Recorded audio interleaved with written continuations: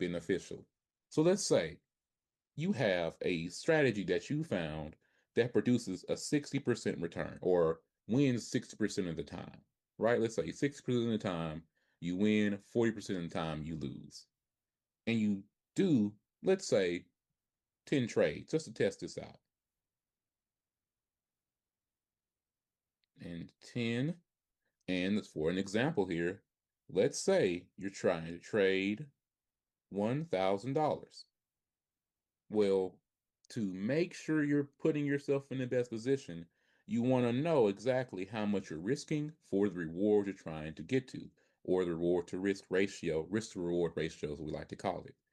And let's say for every 1% that you risk, your goal is to make 2.5% for return. Why is that important? Well, what's 1% of $1,000, what you're putting in there? Well, you're going to put in $10. For every $10 you're going to risk, you have a chance to make $25.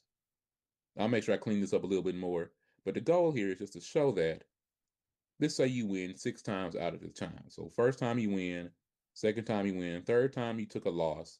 Let's say you had a string of losses, but you came back and finished strong.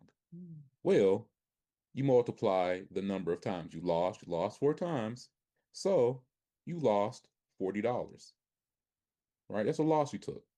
However, you won 6 other times, and your return for every time you win is going to be $25. So you multiply 25 by 6. You're looking at what?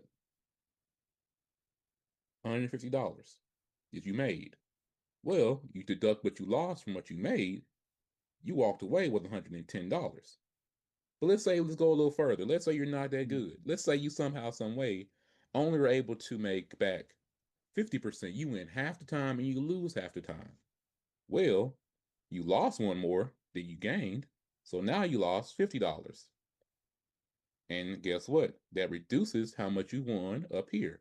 You only won 125 because you only won 5 times. Well, guess what? You do the math on this,